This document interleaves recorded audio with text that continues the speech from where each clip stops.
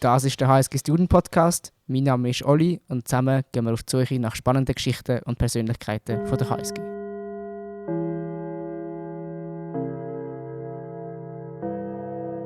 Hello everyone, welcome to another episode in the HSG Student Podcast. Today I'm having the pleasure to welcome Christian Pierce here in the studio in Square. Thanks, Ollie. It's a pleasure to be here. I really am excited about this episode because, we've talked before, I think in March or February, and I've realized you have quite a vivid and, diverse life so far.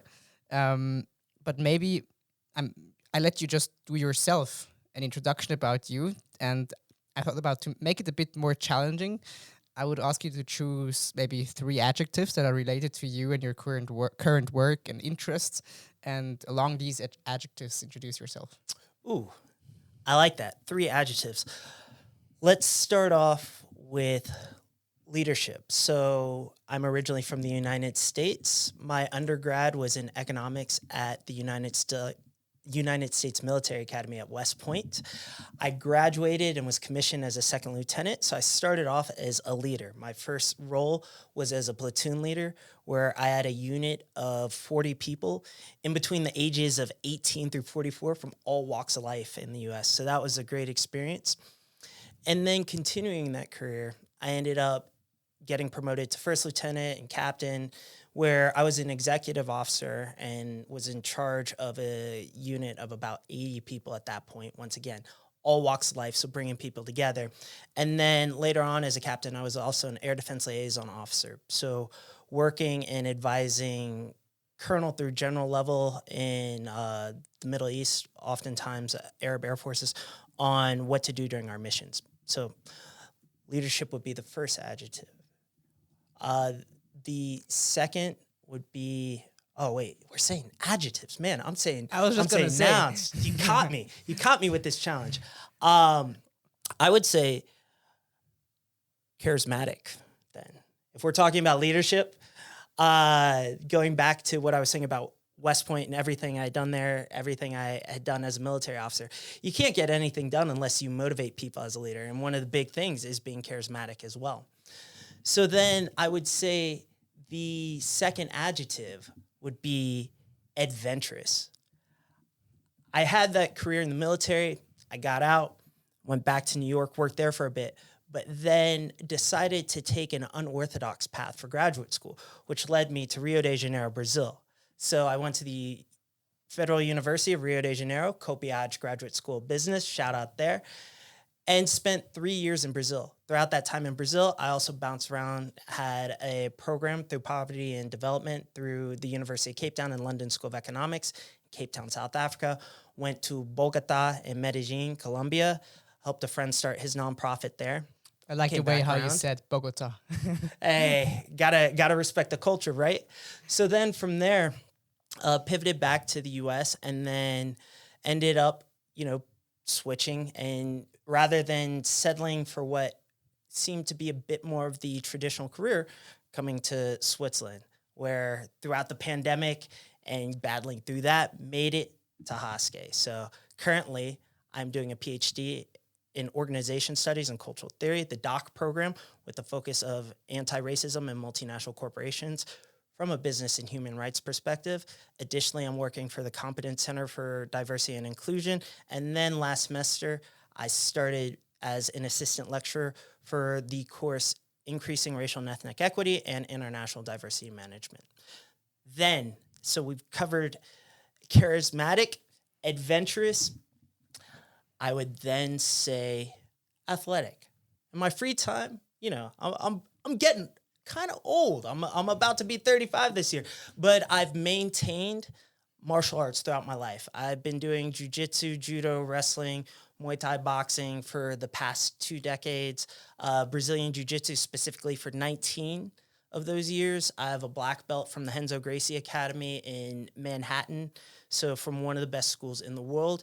And I also teach at Google no-gi classes every week in Zurich. So I maintain that piece. I was at the gym earlier, try and hit the gym 4 to 5 times a week personally, but then teach as well. And so that athleticism is a huge piece of me. I would say then charismatic, adventurous, athletic would be those three adjectives. Wonderful. And how are the Googlers doing? Tell me. Are they, on a good level of self-defense now?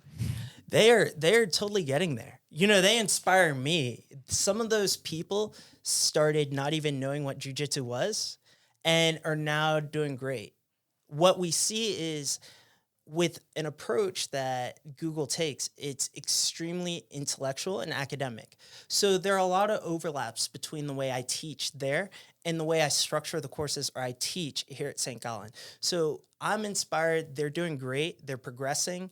We were working on, if you know jiu-jitsu or you watch the UFC or MMA, working on arm bars this week, and they're coming along well and safely, which is ultimately the key. Did you ever have to, rely on your athleticism, on your skills on, jiu-jitsu, and did you ever need it like in real life, or is it really just also fun, to exercise? So that's a great question.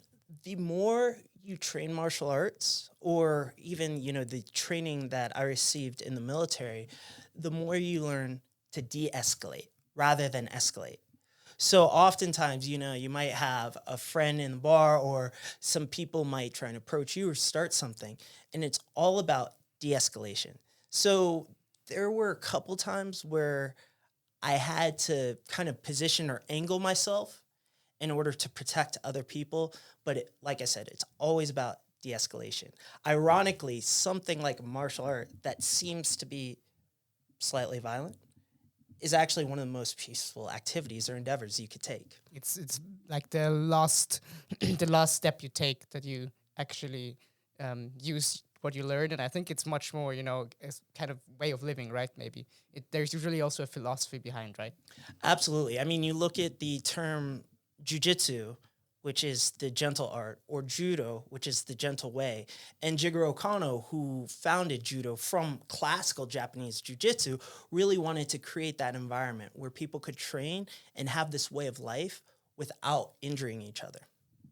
So that's wonderful. I think you covered a lot of things that we're going to talk about today as well. So the military, now your, it's an engagement for completely other topics than military topics, I would say, but maybe we can explore later how they are related. I've also realized that you like something that you haven't mentioned yet. Mm-hmm. So it's literature and poems. Yes. And I picked a poem, and I would suggest we take our conversation from there today. What do you think about that? Absolutely. Wonderful. So let's see whether you remember. I think it's already a bit not old, but it was not just written recently. I found this on your website, on the Medium blog. And the poem, I'm going to read it out. It's called Not Alone. And it goes like this. At this point, I feel so low at the rock bottom. Go ahead, destroy me like Gomorrah and Sodom. Start over again with new flowers to blossom. Perhaps without me, the world will be more awesome. False. You, my friend, you are truly worthwhile. You provide an impact with your voice and smile. You are a joy to us all, so stick around a while. Can you give us a bit context, Do you remember, why did you write this poem? Was it just something that flew out, or? No, so I mean, you bring up a great outlet and avenue that I often use, which is literature and poetry. And I've been writing for years at this point. And that poem specifically was written a little over a year ago. I remember specifically where I was actually. I was in Davos the second time skiing. I had just made it down a red piste finally that week. Congratulations. That's an achievement. Dankeschön.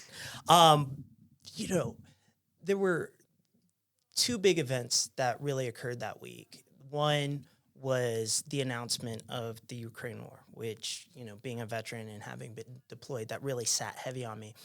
But the second thing that occurred, which really hit me, is I called a friend in the U.S. who I've known for over 2 decades at this point, and we hadn't talked for a while. And he told me some really tragic news, that he had reached this point where he felt like he was at an end, basically. So the person he was seeing at the time was in the home at the same time, was able to make sure he was okay and get the medical attention that he needed. But that really stuck with me. I've had soldiers or other people in my life who have unfortunately taken that route, but never someone I had known for such a long time and someone that was so close. And so it really hit me. And I wrote this poem specifically for him, but I only sent it to him at the time. And then later on last year, a great friend of mine hadn't spoken to me for a while, and this was around the holidays, and so I was trying to reach out to him again, and he admitted that he had gotten to this really, really low point as well, and thankfully his family had been there to support him and get him the attention he needed. But when that occurred and I started to reflect on some of the other situations in my life, I really wanted people to know publicly that they aren't alone. So I decided then to post this, not just for my friends, but for anybody who reads it, because we are all human. If you're listening to this and you can understand these words, unless you're some AI algorithm scraping data for a podcast, then you've probably gone through a stressful time. You've probably had some mental health issues. You know, I have throughout all of the adventures or journeys that I have. And it's important to know that there are always people who you can reach out to, because I would much rather have that conversation that is tough or difficult and we're crying and we're bawling our eyes out than never have a conversation with a friend again. And so that was really kind of the context for that one. Did that ever help you as well? Were you ever in a situation where you remembered this poem and this gave you somehow hope as well? So not the poem specifically, but kind of that theme, of reaching out and knowing that there is strength in vulnerability. In the military, we were often told to, as they say, suck it up. You just drive on. You don't worry about your internal issues or what might be going on. You just kind of keep going. And you break down over time and you don't realize how much trouble you might be in. And I've talked to a lot of other veterans that have those issues. And what I realized only really after the military is at times you have to pause, you have to reflect, you have to accept that we can't be 100% all the time. And in not being 100%, you can reach out and get the support that is going to allow you to still achieve your full potential or the potential you need on that given day. Understood. I think it's a wonderful story behind this poem, actually. And it's always, I think, words are one thing, and then if you hear the story behind the words, that changes a bit perspective as well. Because when I read the poem myself for the first time without knowing the background, it also has quite an empowering message to me. And this is maybe the transition we can take towards your current work. Is this also a message, this empowering message? Is this also something you want to send when you do your work on, let's say, racial equity, when you do the work justice and diversity, and when you talk to the companies? Is this something that you're looking out for as well? Absolutely. I don't phrase it as not being alone, but when we look at the themes of diversity, equity, and inclusion is really that big piece. And that's why we like to also focus on inclusive leadership at that higher level, is because when you're focused, or an organization or an individual is focused on inclusion, it's allowing an individual to know that they're unique and their uniqueness is seen and appreciated, and they as an individual are seen and valued as well. And so that's why when I do my work, I also like to bring in the perspective from the Institute of Business Ethics, where my PhD is nested. Because when you look at human rights and the ideal for all of us, it's to live a life of dignity and respect. But the key is that reciprocation as well. So I respect you. You are a person who has a unique and diverse background. You have many individual talents that vary from mine, and there's strength in that diversity. But at the same time, if I'm showing you that respect, I expect you to respect me as well. And that's really where we talk about creating a community or creating what we call allies or sponsors as well for underrepresented or marginalized communities, that idea of not being alone comes in. Can you take us a bit on a journey, how this perspective developed? Because coming from the military, I didn't do military, but I have a lot of friends who did military. And, what many of them say is basically in the military, you're just a number. You're just, basically a resource. And now you as a veteran telling me, inclusive leadership is really important. So I guess there was a kind of a transformation, on the way. So I'd be really interested in hearing, how did this develop? When did you realize, there is maybe more than militaristic leadership? Or maybe I'm completely wrong, maybe I have a wrong conception as well. So it goes before my time in the military, but I will say this about the military, especially West Point. People consider the United States Military Academy not necessarily a way to change people into leaders, but more of a personality magnifier. So who you are is probably going to be refined and yet at the same time exacerbated. So I say that because of my experience before the military even. My father was an American football coach at the collegiate level. And American football at the college level is huge. Yeah, that's a big thing. Yeah, I mean, like... It's even larger than sometimes the NFL, right? Sometimes, depending on the games.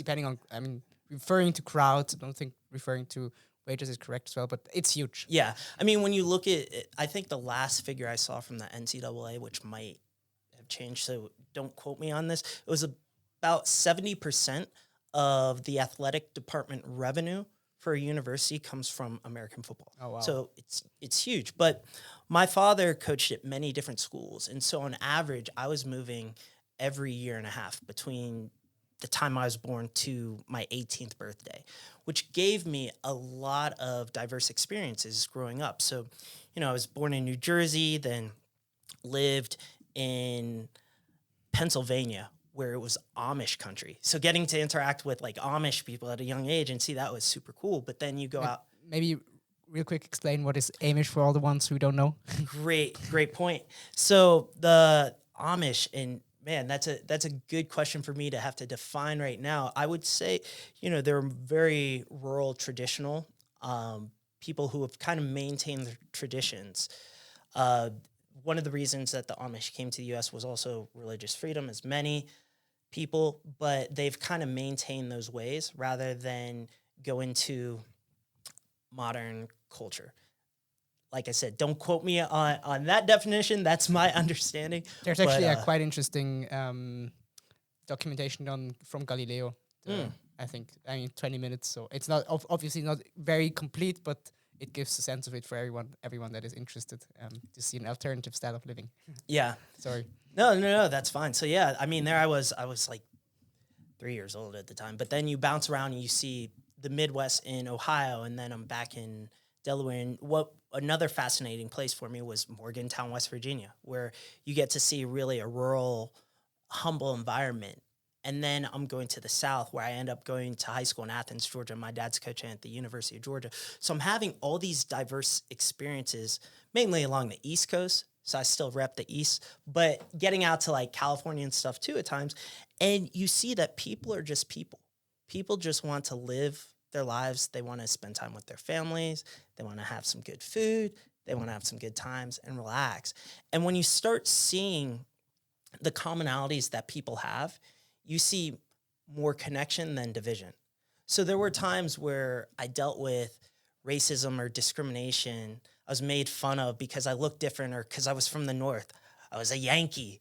And, I didn't talk with a Southern accent or drawl. And then I go back up north and people make fun of me from being down south. But you ultimately see like these underlying things. And so when I went to West Point, it was a great opportunity to really get to know a lot of wonderful people who became great leaders, who are doing great things in the military and outside of the military.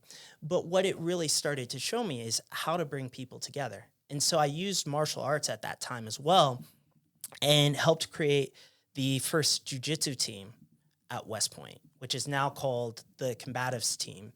And it was great to see. Then I joined the judo team. My judo coach was a great mentor. Sensei Reno is this legendary guy at West Point. If you Google like Sensei Reno West Point, he's like 87 now. He'd still beat me up. I'm scared of the guy. But you start seeing how people are able to bring people together. And so when I became a platoon leader, like I said, people between the ages of 18 through 44 from all walks of life. And when I entered the military as well, this is the time that the U.S. military had the policy of don't ask, don't tell when it comes to members of the LGBTQ plus community. So there were people in my platoon who were of the community, and they weren't able to really authentically be themselves. So what I had to do as a leader is figure out a way to make them comfortable and bring other people together to see us as a unit, to see us as a family, to see us as people and overcome the divisions that they have or the political perspectives or the ideals, the religions that they all have in order to accomplish an objective. And so that was really the foundation of my focus on inclusive leadership. And how do you do that, I mean, it's so easy to say, right, that you have to do that, but I guess there's a lot of preconditions and a lot of work that flows into that it works and everyone feels welcome in the end, right? Maybe you could elaborate a bit on that. Absolutely. There are two C's, I would say: compassion and care. And they sound really simple, and it sounds like everybody should be able to do it, but it's actually something that you really have to work on, because creating the conditions for compassion and care are what really allows other people to start to empathize with each other. So even though, you and I may have vastly different experiences, and I might not be able to necessarily understand what you went through, I can understand your emotions or your feelings, and I can respect that, and therefore I can empathize with you. So what I started to do is just create the conditions by grabbing lunches, getting coffees, on the weekends, having barbecues. Barbecues, that was great American tradition. Having some great barbecues and allowing people to see me as a human.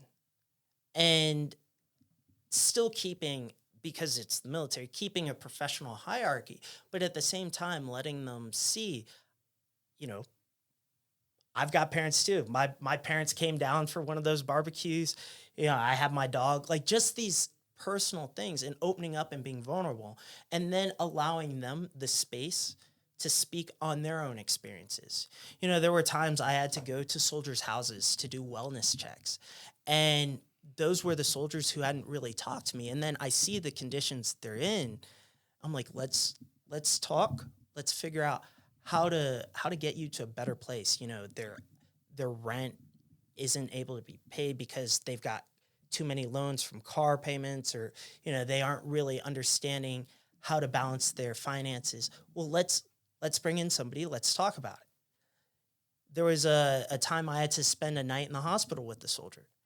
And he, of course, I respect this guy. He's a guy for the rest of my life. I'll respect him. He's an awesome guy, still in the military, doing great things. And he was like, "Sir, you can go home. Sir, you can go home." I was like, "No, I'm not leaving until everything's fine, till you're okay." And it's those extra steps that seem small in the moment, but they create long-term relationships. And being able to see things as relationships, as Keith Frazee says in his book, Never Eat Alone, create a relationship action plan. Starting to see these relationships are what really allowed for that care and compassion. And going back to that, having that care and compassion for each and every one of my soldiers.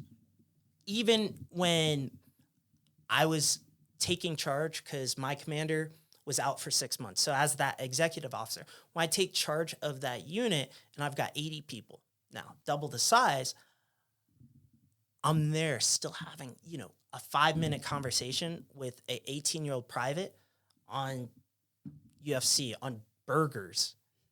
Just having that rapport shows that I care. And when you make that effort, that was what I found in the military.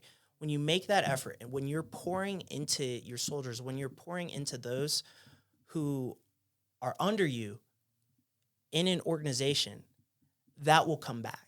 If you're looking to make a name for yourself, or you're looking to ostracize or put your soldiers down, put your people down in order to put yourself on a pedestal, you'll never survive. It might seem cool in the short term, but in the long term, you'll burn those bridges with those people. Those people might end up being in positions above you at some point, and they'll remember that.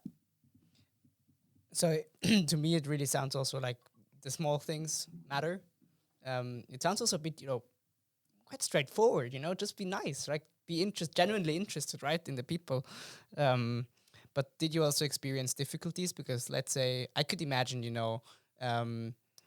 if you have a team, a diverse team with LGBTQ plus members, and maybe people who have who are reserved against this group, I guess there might also be tension, right? Tensions in the group. And how did how would you moderate these kind of tensions? I guess one feels it, right, at some point. So it's not only depending on you, but also on the openness of the others. So maybe you have some examples in that as well.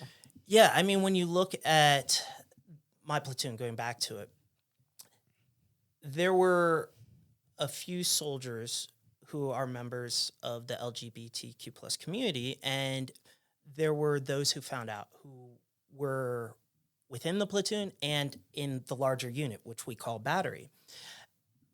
And you start hearing and seeing the microaggressions and the gaslighting and the comments that are made, and soldiers will tell you things.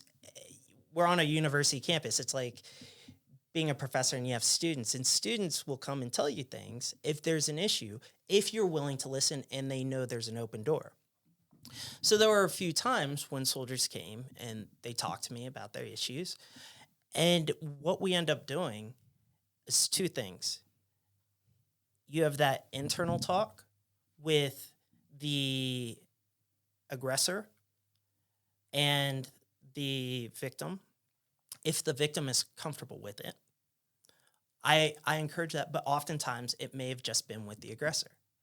And sometimes you have to lay down the law or drop the hammer, whatever you want to say, drop the anvil. And what I mean by that is turning that switch on. I'm talking to you. I'm really in a great mood right now, but turning that switch on means you are going into military mode. I am Lieutenant Pierce. You are Private Smith. You're Specialist Smith. You will stand at attention. You will listen to me. And going into that and saying that there is no room for discrimination, there is no room to tear down a fellow soldier, there's no room to tear down a fellow person. So there's that hard approach, and then externally, outside of that, there's the soft approach. Like I said, you treat a platoon like a family. And so while behind closed doors, we might have that argument and that yelling, when we come together with the rest of the family, we start really talking about the positive sides of things, how respecting members of the LGBTQ plus community isn't going to cause any harm to somebody else. Actually, it's going to make the unit better because we're going to create the psychological safety for people to be themselves, for people to be authentic. And in being able to be authentic and honest and vulnerable, we're able to build that trust. And that trust, especially in the military, that trust is key because that trust saves lives. Maybe before we delve again back into the military or into more of your specific work of the military that you've done, let's have a look a bit on your research. Mm-hmm. I think this quite connects quite well to what you just described on this micro level, and I think you're looking more on the macro level, right? Racial equity in multinational companies. Do you have any sneak peek, so far, that things that popped up, insights that you have that you can share with us already? So the catch is building bridges. When you look at where my work is now and where my research is going, it is looking at the DE&I realm, diversity, equity, and inclusion. There are a lot of great things there. What we often see is that most companies, though, fall into what we call the business case for diversity, that there is a financial incentive to increase diversity in the organization. So ultimately, it's going to allow you to have better talent internally. It's going to allow you to attract better clientele. You're going to have more creativity. Everybody loves the whole creativity and innovation piece, which ultimately does increase the bottom line.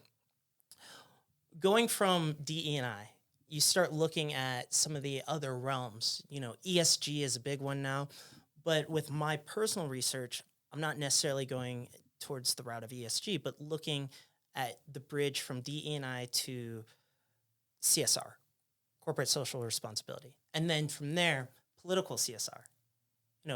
The incentive for corporations really to enact CSR initiatives because it's good politics. It allows them to operate in other regions where they might be able to fill the gap that a government isn't really able to, which then takes us to this bridge of business and human rights. Well, business and human rights reasoning basically says that multinational corporations, and this is the shout out to Florian Wettstein, my supervisor over at the Institute for Business Ethics, multinational corporations can operate as basically quasi-state institutions, but need to also be agents of justice. Therefore, they have the responsibility to proactively protect against things like discrimination. Well, what falls into discrimination? Racism, ethnic discrimination, these types of things. And so therefore, multinational corporations not only have the obligation to proactively prevent racism, they also have the obligation not to be complicit in the regions that they operate or the regions where they may have influence. And then ultimately, when you start looking into that, what does it really mean when you're preventing discrimination? You're allowing people to live a life of dignity and respect. And if you're doing that, it gets to a bit more of that idealistic, humanistic management as well. So when you look at where my personal research is going, that's kind of the bridge, ending up at that business and human rights and a slightly humanistic management perspective. And how would you assess, in Switzerland, how far are we? Considering what you described about how you led your platoon, are Swiss companies aware, and are there, initiatives to promote this kind of leadership, or, what is the state of art at the moment? So when you look at where Switzerland is at, like oftentimes in my classes or my workshops, what I'll say is you look at colonies like the U.S. and Brazil. Then you have the second section, colonizers, such as the UK and Portugal and other countries. Then you have the beneficiaries of colonialism, like Switzerland, where there were Swiss citizens who contributed to racist or eugenic movements in countries like the U.S. and Brazil, but you also had Swiss citizens that were individually owning plantations or enslaved people. I break it down into those three categories because when you start looking at where the US or Brazil is, or even South Africa is in these types of dialogues, not just when it comes to anti-racism, but anti-sexism, coming across and fighting anti-Semitism, when it comes to fighting homophobia or transphobia, when it comes to fighting discrimination, some of these countries who were colonies are further ahead. When you look at Switzerland, suffrage came about in 1971. We just celebrated, it feels like really recent that we just celebrated the 50th anniversary of that here on campus at St. Gallen. And so You compare that to where it was 1919 in the US, and you start seeing that Switzerland needs to quicken, play that catch-up effect to really get to where the country needs to be and where Swiss organizations need to be. Even from the point of race, many people like to go back when we talk about poetry as well to James Baldwin, who is a phenomenal Black intellectual author, poet.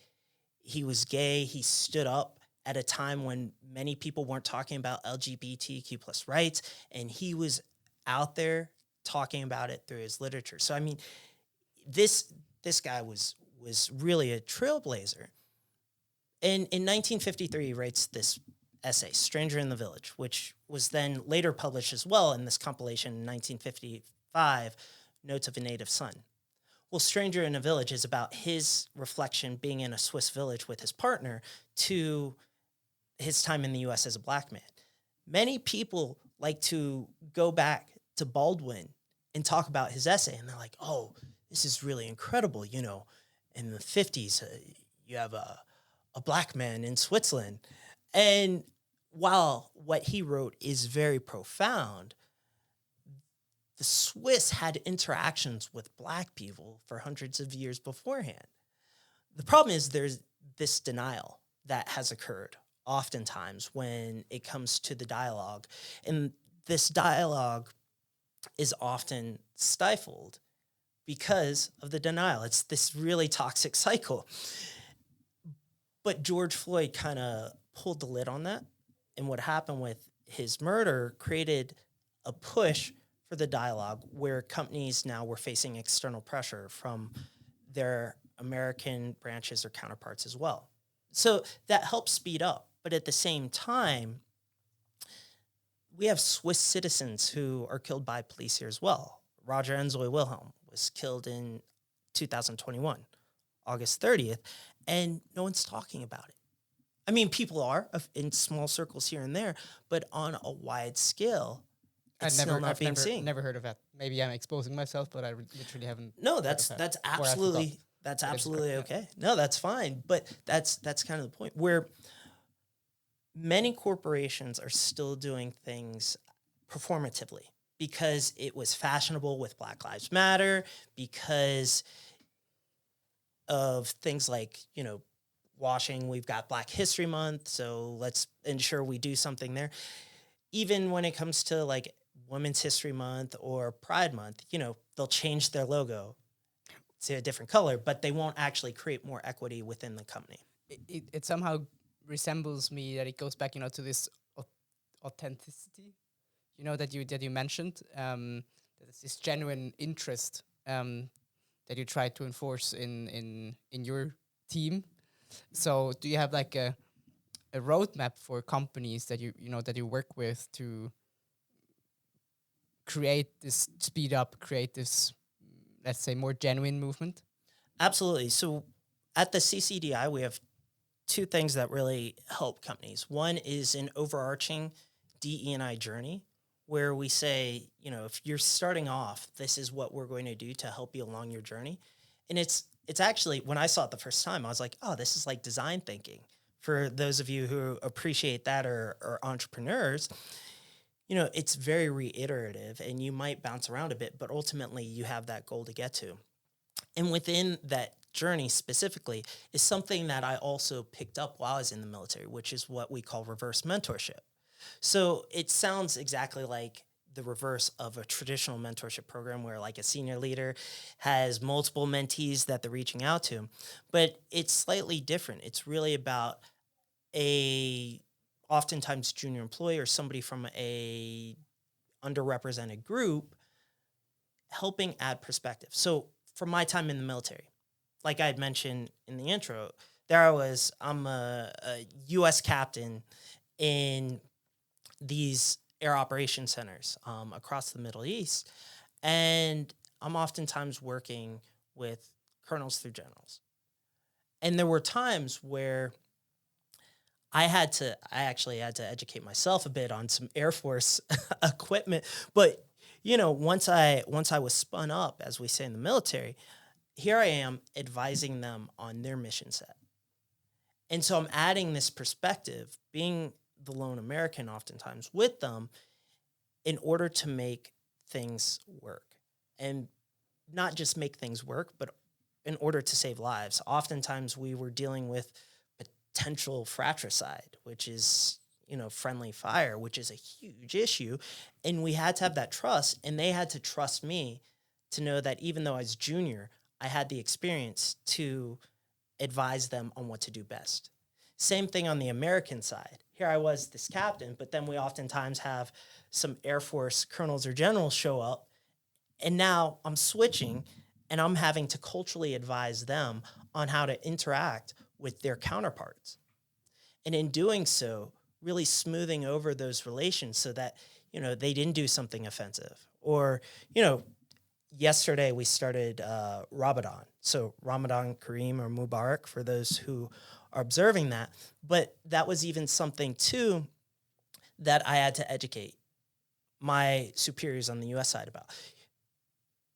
If it's Ramadan, respect the customs, take part in like an iftar or a suhoor, and really just embrace and respect it. So I learned all that in the military, and I say that because now we incorporate and we work on reverse mentorship within corporations here in Switzerland. So what that incorporates here is having the usually racial, because in Switzerland we focus on the intersection of race and ethnicity, since Switzerland is a unique case, but usually it's members of a racial or ethnic underrepresented group mentoring senior leaders who are traditionally male, white, and Swiss on their experiences, and doing so in a way that helps increase empathy and increase the decision-making ability of these senior leaders.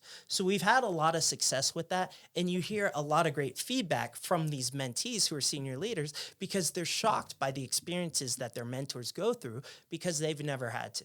But like we've said, they can empathize. They start to understand the feeling, and they know that they want to make changes in their organizations so that people don't have to experience the negative or the discrimination ever again. But something I could imagine to be quite difficult, also that I experienced myself in exchanging with peers and friends, is that, it sometimes can also be quite overwhelming because there's, let's say, so many calls from so many minorities who want equity on some or equality on something. And how do you deal with this, overwhelming calls for equality? Because it can be gender, race. This is only two. Let me think of more. Gender, race, religion, everything. And how do you advise people to deal with that Do you pick one, or what is the right thing to pick? Why is it not my size? Like, that's the stupid example, but why is it not my size? By being a bit not too tall, you have many disadvantages in life, right? I guess I can't buy the same clothes like other people. So, what is your advice on that, or your take on that? So yeah, I think there are a couple different things with what you're saying, and the first thought I have is on the business side. When you look at the power to tackle issues, it's never just focused, or it shouldn't be, I should say. Some companies are still focusing really on one dimension of diversity, as we call them, rather than taking an intersectional approach, which focuses on all of them. So one of the big things that really helps is having an ERG, or an employee resource group, but having an employee resource group for all of the dimensions of diversity that you have. So there are people who may fit in multiple ERGs, and keep in mind, these ERGs aren't just locked out. They're meant to be safe spaces for people who represent those communities, but allies are also welcome as well. And so you start getting that contact. The ERGs can have events or initiatives so that those who aren't from those communities can be educated. Now, you don't want to overburden those employees who are often volunteering, so you really want to ensure that there's going to be some type of action, that their efforts aren't in vain. So for corporations, for companies, I definitely am an advocate for proper ERGs to be able to focus on these multiple efforts at multiple times. It's similar to the clubs that we have here at Hoske. You know, we have multiple clubs focusing on multiple issues, doing great things. We don't just have one club trying to tackle one issue at a time. We get nothing accomplished. The other thing is this idea or this theme of power dynamics. A lot of people who are a bit hesitant to these diversity, equity, and inclusion initiatives often worry about, well, what am I going to have to sacrifice? Or what am I giving up? Am I going to lose chances now because we're creating these initiatives that are helping get more racial and ethnic underrepresented group people into the company? So there's a fear that creates an aversion.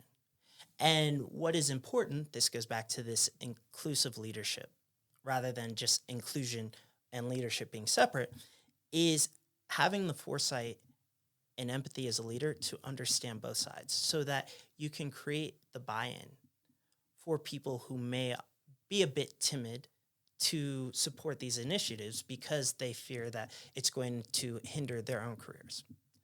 When you start looking at the breakdown of the typical employee makeup we see, if they aren't members of these communities, these underrepresented communities, you'll have people who, like I said, are allies.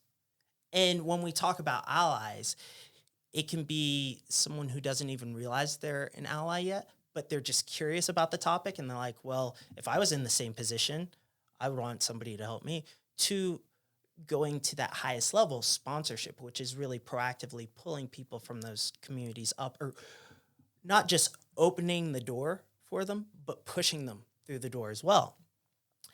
And so there are these people who are allies. And then there are those who you just aren't able to reach, which is okay.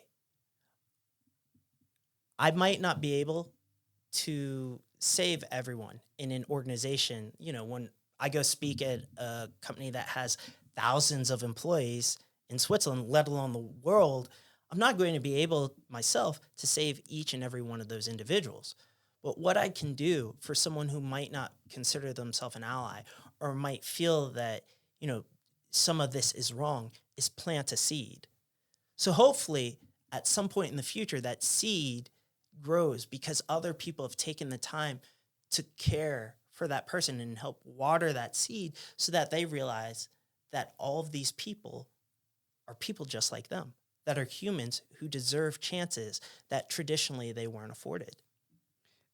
And this is maybe a personal question, but you know, how do you remind yourself of, you know, this mindset? Is there do you do exercises for that, or is it already like so in your, you know, thinking that you don't even need any reminder anymore, or is it supernatural, or what is it? So just to clarify with that question, like, do you mean like how do I remind myself that there are people like that? Yeah, exactly. Not like that, but that you remind yourself of, you know, everyone around you. They're just people, you know. Just empathize with these people and be curious. And in the end, you know, this already makes sure a lot of things, right? This already changed a lot of things. And is there like some exercise you do, or, you know, any deliberate steps you take to have that mindset? So there are a few small things, you know, even on this podcast, I've said it, you know, if you're listening in, you're probably a human. It's small things like that remind and reiterate. And if you do something enough times, it's like when I train martial arts, you do something enough times, it's intuitive. You don't have to consciously do it, but you still do it just to refine it. And so on a daily basis, I mean, I deal with like yesterday, man, side story. I get to Google. I forgot my ID to teach. And this guy would let me in the building. He's like, do we really have jujitsu here? What? Are you really, you're a Googler? And he wouldn't look me up on the system. If he had looked me up on the system, he'd see it. So he didn't look me up. He says, you know what? I'm not really sure, but I'll walk you over to the main desk. I'll let you in and you can talk to reception. I said, okay, thank you very much. He then, the same guy, like I introduced myself. I got his name. Once again, that de-escalation. I saw he had no idea who I was. He's a bit scared, a bit unsettled because he had no idea there's jiu-jitsu at Google. So who is this guy who shows up wearing a hoodie saying there's jiu-jitsu at Google? So I introduced myself. I talked to him a bit at the reception. Later on, after I finished teaching the course, he comes into the room and he's like, hey, there really is jiu-jitsu at Google and you're teaching it. I'm like, yeah, of course. He goes, well, I signed up for next week. I was like, awesome. I look forward to seeing you there.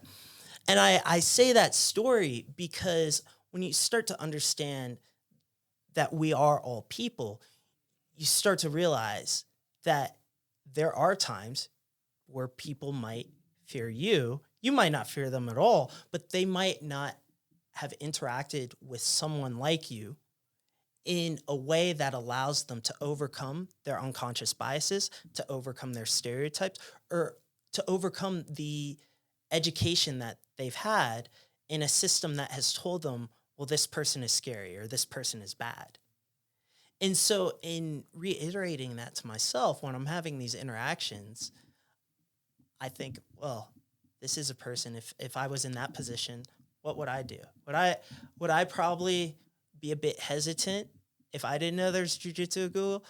I probably would react and say, oh, that's cool, there's jiu-jitsu at Google. But at the same time, if I had never trained, I don't really know people. Maybe he's new in Zurich. I mean, for me, it's a pretty American thing to be like, oh, man, like, okay, no worries. Like, I'll help you out today. Like, it's a cultural thing. So you start looking at these differences, and underlying those differences at the end of the day is a human being. And so it goes back to that statement. We all deserve a life of dignity and respect and reciprocation. So I want to be treated the same way I'm going to treat you, or I'm going to treat you the same way I want to be treated. And that those types of things really help kind of ground me and keep me human. But sometimes, I also feel like that you might work towards an utopian state in the sense of, that all the time you're aware of all the biases you have. You're always, not discriminating any minority. And I think this is also what maybe others sometimes criticize or, take as an excuse maybe as well. And how do you deal with these kinds of claims? It's being human. And that's a simple answer, but being human means that we aren't perfect. It doesn't mean that I don't have any biases that I don't have to deal with anymore. We have all grown up in different societies that have taught us different things about different cultures, about different people, about the way the world works. And it's unconditioning and reconditioning in order to start to get over those things. And so it's a battle that you are constantly going through and through contact with other people. Robert Livingston, the great academic from Harvard, calls it the conversation. He has a book literally called The Conversation. Reverse mentorship is a conversation. It's getting that contact with people you wouldn't traditionally deal with. And so when I'm having interactions with somebody on a train or on the tram or walking by somebody, I check myself as well. Just like I tell other companies or other people, you have to check your biases. And if you're checking your biases, you're getting used to that. So it's not necessarily that those who work in diversity, equity, and inclusion live in some utopian society where we don't acknowledge our own faults and we think we're better than everybody else. It's actually kind of the opposite. Like, we see, especially being in the military, I've seen some of the worst in humanity. And so when you've seen the worst, you also are inspired because you know the best that humanity has to offer.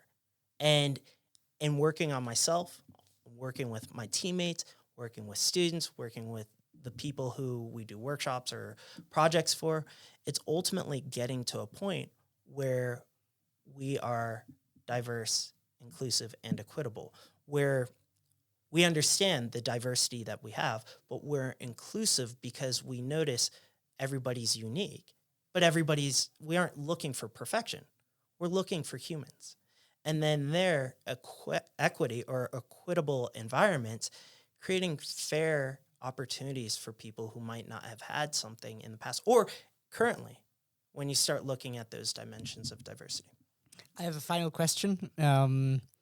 It's once again a provocative one. Maybe this is also the right point to once again just say, that we covered some sensitive topics today, I think, and that I hope everyone who tuned in kind of lays out my question as being curious, not as being judgy or anything.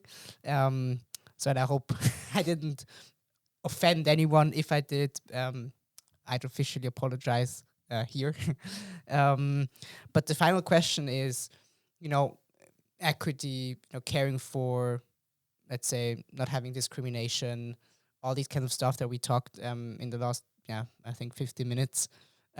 Isn't this something that we can afford, because we're living in such good conditions. We don't need to worry about our daily food, or most of us don't need to worry about that.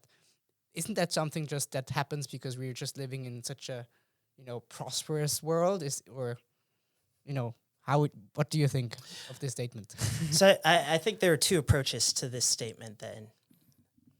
The first is understanding history, where the world was in the past, to understand how we got to the present, to make for better conditions in the future. At whatever level you're trying to impact, it's that. So it's extremely important to understand history. The second thing, when you start talking about privilege, a lot of people try and go with the Maslow's hierarchy of needs argument and say, well, we're at the point, those of us who are in Switzerland, we're at self-actualization. We've conquered everything else.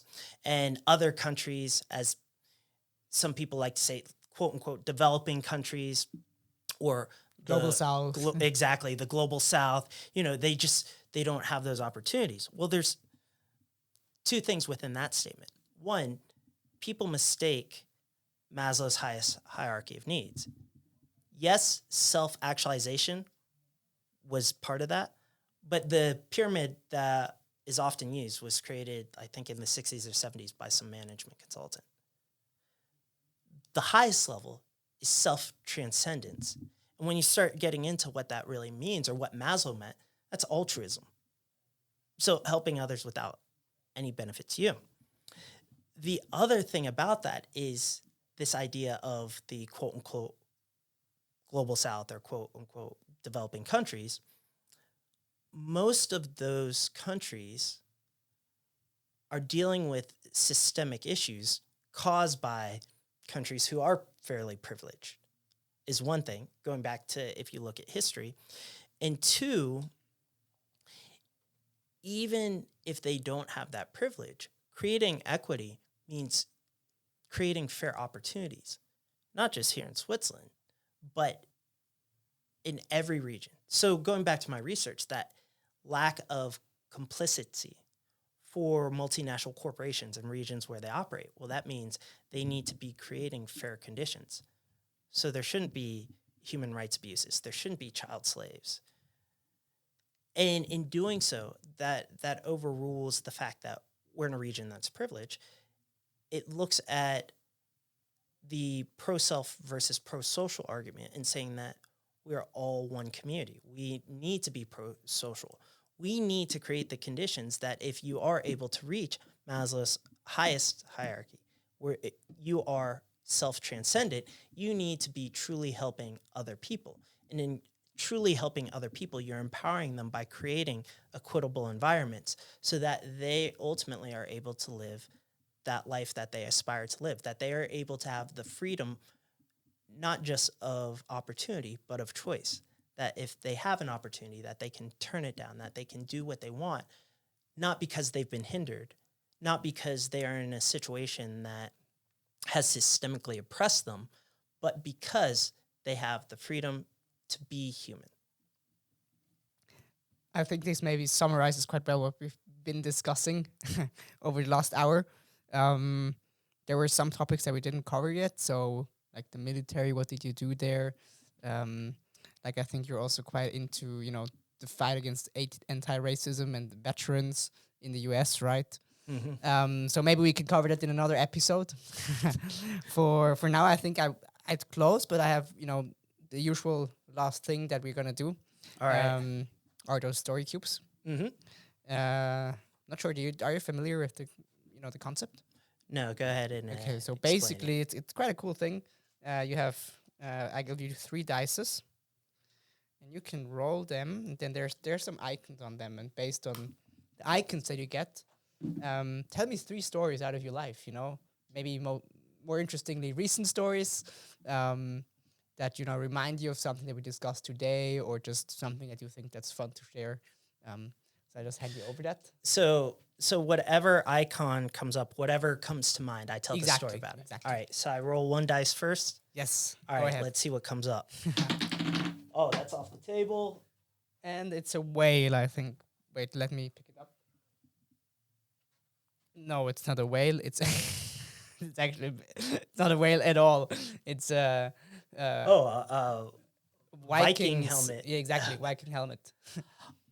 Story that comes to mind is the connections and creation of relationships that you have with people. So when I lived in Sao Paulo for a year, and this is a whole nother topic on jeitinho brasileiro, or the Brazilian way. So it's really complicated to rent an apartment if you aren't buying one. And so it's often easier just to get something on Airbnb. So I found an Airbnb room in this apartment from a woman who was Forbes 30 under 30. She was CMO of the year, like a phenomenal entrepreneur and mentor for many people in the entrepreneurial environment in Sao Paulo. So I'm her roommate, great conversations, learned a lot. And then she decides she's going to go travel around the world.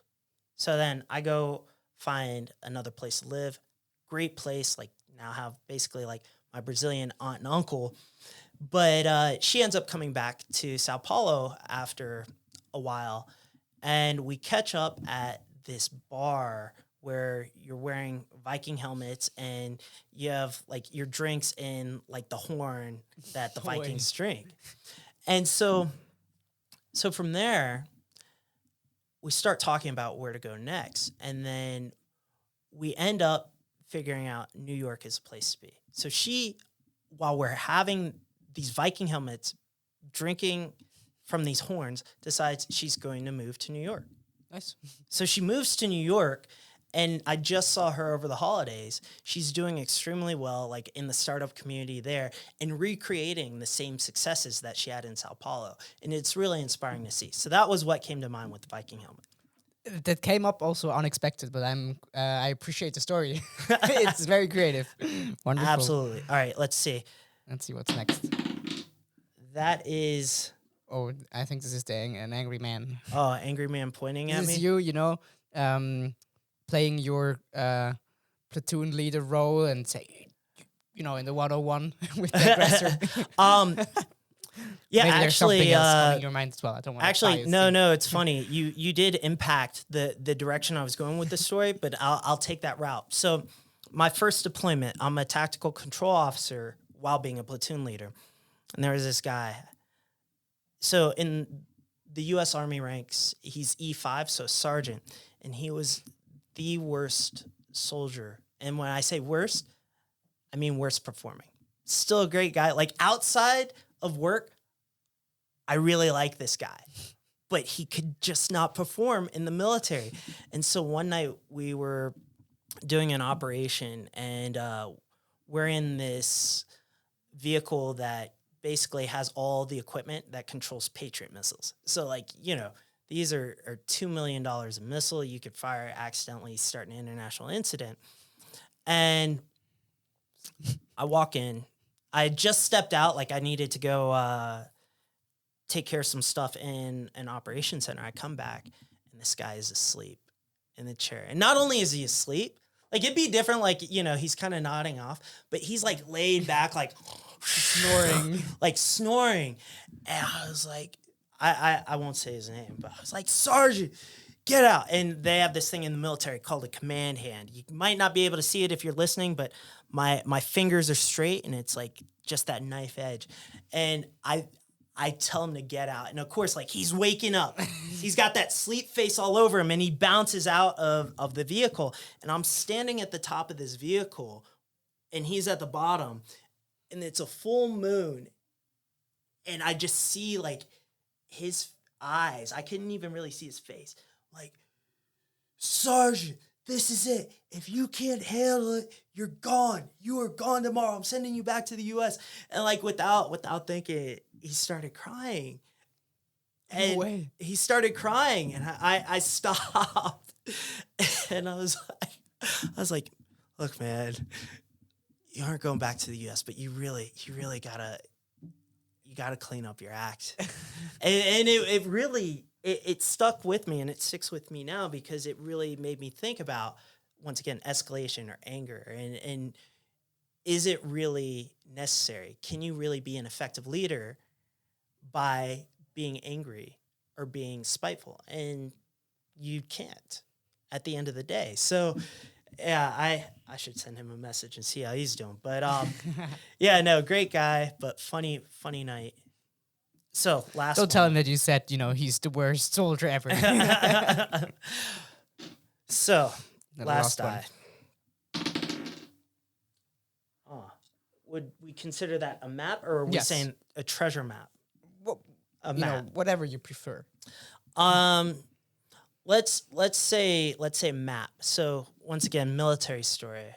I am at West Point, and we have to do a land navigation course. So this is old school compass style. I'm sure like you still have to do some type of land nav in the Swiss military as well.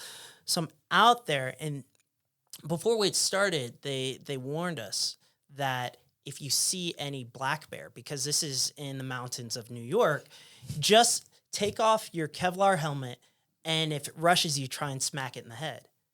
And we're looking Don't at tell them. me you had to do that. Well, I'll get into the story.